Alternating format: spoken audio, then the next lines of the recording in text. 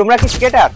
চাকায় সমস্যা হয়, 12টার মধ্যে 4টে বিয়ারিং নষ্ট, সেই 4টে বিয়ারিং এর জায়গায় কি বিয়ারিং ইউজ করবা? তোমাদেরও কি আমার মতো স্টিপ পুরো ছিঁড়ে গেছে, জং ধরে গেছে, মনে হচ্ছে এটা 2 দিন পরে ভেঙে যাবে? এইসব সমস্যায় কি তোমরা সম্মুখীন হচ্ছ? যারা নতুন স্কেট নিতে চাচ্ছ, কি স্কেট নেবা?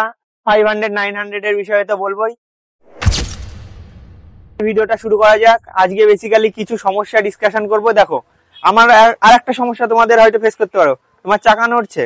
দেখো, এটা তোমরা ভিডিওতে আমি ঠিক বোঝাতে পারবো না, যাদের চাকা নড়ে তারা ভালো মতোই বুঝতে পারবে।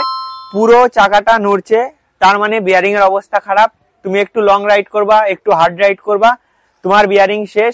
তো আগের দিন তোমরা দেখেইছিলে, আগের দুটো ভিডিও আগে, যেটা আমি কাঁচরাপাড়া গেছিলাম, লরির সাথে রেস করছিলাম, আমার এই স্কেটটারই সামনের বিয়ারিং ভেঙে অক্সেলোর যেই মানে অরিজিনাল বিয়ারিংটা দেয় ABEC 7 এর, সেই বিয়ারিংটা পুরো ভেঙে গেছিল। তার ফলে এই চাকাটাও পুরো লক হয়ে গেছিল। তার সঙ্গে সঙ্গে কি কারণে পেছনের চাকাও লক হয়ে গেছিল, লক হয়ে মানে বুঝতে পারছো একটা অ্যাক্সিডেন্টের সৃষ্টি হয়েছিল।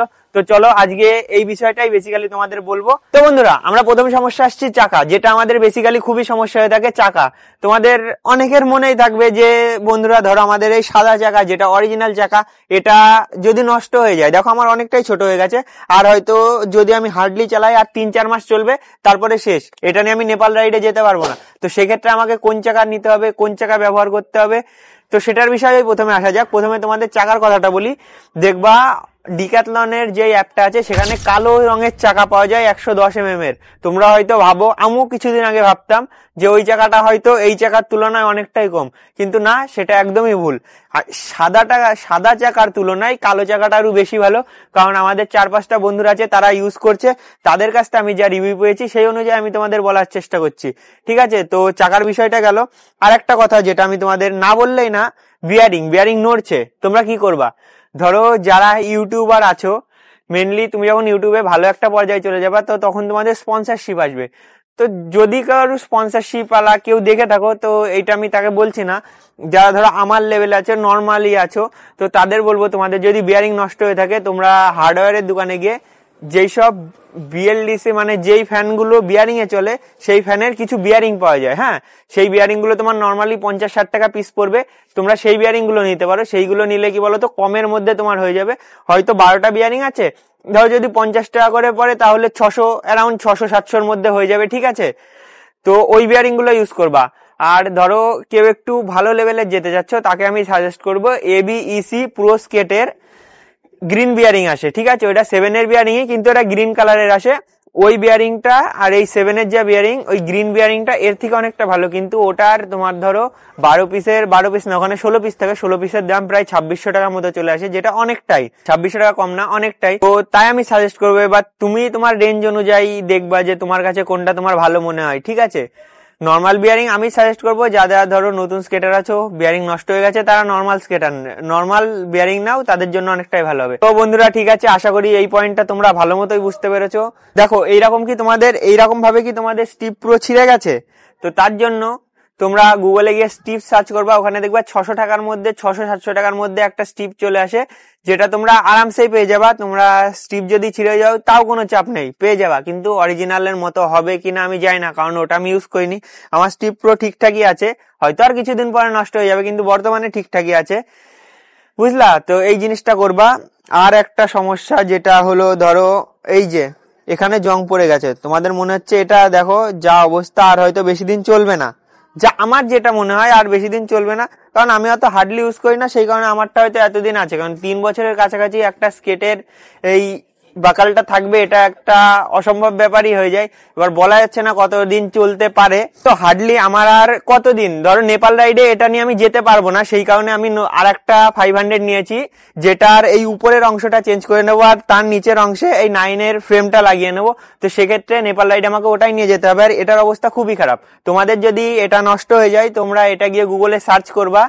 হ্যাঁ, ঠিক আছে, এটাকে ঠিক কি বলে আমার ঠিক এই মুহূর্তে জানা নেই, আমি তোমাদের জেনে নেক্সট একটা ভিডিও জানিয়ে দেবো। তার জন্য তোমাদের আমার ইউটিউব চ্যানেলটাকে ডেইলি ফলো করতে হবে, তাহলেই তোমরা বুঝতে পারবা। তো বন্ধুরা, আমরা আমাদের আজকের যে ভিডিও ছিল তার একদম শেষ পর্যায়ে চলে এসেছি। দেখো, বের করে দিয়েছি সফট বুটটা, পুরো বের করে দিয়েছি। সফট বুটের দেখো গাইজ কি কি সমস্যা আছে, কি বলবো তোমাদের। দেখো, এটা পুরো শেষ। দেখো, দেখতে পাচ্ছ?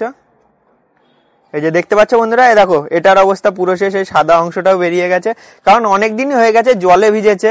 আর এই পাশে উঠে যাচ্ছে এইটার, এ দেখো, হ্যাঁ এইটারই, এ দেখো উঠে যাচ্ছে, বুঝতে পারছো?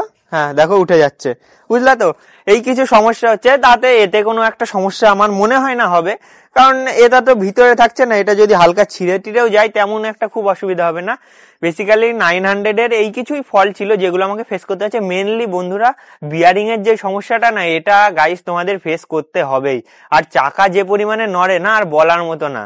আমার তো মানে যদি দেখো আমি হাত দিয়ে নড়াচ্ছি, তোমরা বুঝতে পারবে না, ভিডিওতে বুঝতে পারবে না। দেখো হাত দিয়ে নড়াচ্ছি না, অনেকটা নড়ছে, অনেকটা, মানে তোমরা যারা স্কেটার আছো তারা বুঝতে পারবা কতটা কি নড়ছে।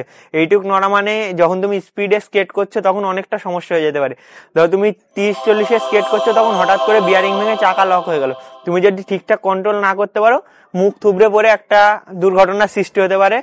তো তাই বলবো, যাদের বিয়ারিং এ বেশি সমস্যা হয়ে যাবে, যত শীঘ্র পারো নতুন বিয়ারিং নিয়ে ঢুকে তার মধ্যে নিয়ে নাও।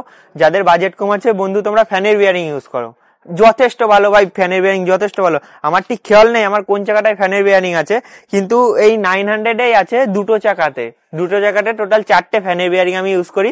তাতে যে খুব একটা সমস্যা হয় তা না, দেখতে পাচ্ছ? এ দেখো স্পিড দেখো, তোমাদের সাথে আমি কথা বলে যাবো তাও স্পিড থাকবে না। তো বন্ধুরা দেখো, এটা চলুক, আমি বলতে থাকছি। আর এবার আমরা আসি, তোমাদের কোন স্কেট নেওয়া উচিত। সরি, 4000 টাকার মধ্যে তোমাদের আমি একটা স্কেট বলছি, জেসপোর আসে ইনলাইনার স্কেট, তোমরা ওটা নিতে পারো। ওই স্কেটটা খুব সুন্দর। আর একটা নতুন বেরিয়েছে জেসপোর, ফুল 900 এর কপি বের করেছে, ঠিক আছে, একদম ফুল 900 এর কপি।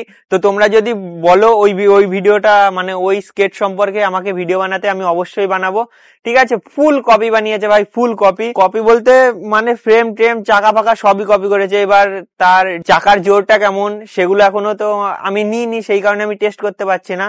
তো তোমরা যদি বলো একটা নিতে হবে, নিয়ে সেটার সম্পর্কেও একটা রিভিউ ভিডিও বানিয়ে দেবো। আর 500-900 এর মধ্যে একদম আমি অনেক ভিডিওতে বলে এসেছি, এই ভিডিওতে বলছি, যারা স্কিল করবা তারা 500 নাও, যারা লং চালানোর জন্য নিচ্ছ তারা 900 দাও। কিন্তু এমন না তুমি 500-এ চালাতে পারবা, আবার এমনও না তুমি 900-এ স্কিল করতে পারবা না। তো আশা করি ভিডিওটা ঠিকঠাক বুঝতেই পেরেছো। আর এর পরের ভিডিও, মেনলি এর আগে আমার যে ভিডিওটা বেরিয়েছে, তো আগের দিন পতাকা নিয়ে বেরিয়েছিলাম, ওই দিনের ওই ভিডিওটা যারা দেখোনি, অতি শীঘ্র এই ভিডিওটা দেখার পরে ওই ভিডিওটা ওয়াচ করো। একদম মানে কি বলবো, ভিডিওটা যে কি হয়েছে আমি বলে বোঝাতে পারবো না। আমার পার্সোনালি আমার নিজের ভিডিও এত ভালো লেগেছে। তো তোমরা গিয়ে দেখো, দেখে কমেন্ট সেকশনে জানাও কেমন লেগেছে। আর দেখা হচ্ছে আবার একটা ভিডিওই, আশা করি এটা 15 আগস্টে ভিডিওটা শুট হবে। 15 আগস্ট মিন শুক্রবার ভিডিওটা শুট হবে। আর তোমাদের ভিডিওটা আশা করি আমি শনিবার বিকাল নাগাদ ছেড়ে দিতে পারবো, আমার যেটুকু নিজের উপর বিশ্বাস আছে। যদি কোনো টেকনিক্যাল সমস্যা না থাকে তো আমি শনিবার বিকাল নাগাদ পোস্ট করে দেবো। আর টাইমটা তো জানোই তোমরা, 6টার সময়। তো আজকের জন্য টাটা বন্ধুরা, সবাই ভালো থাকবা, সুস্থ থাকবা, দেখা হচ্ছে আবার একটা নতুন ভিডিও।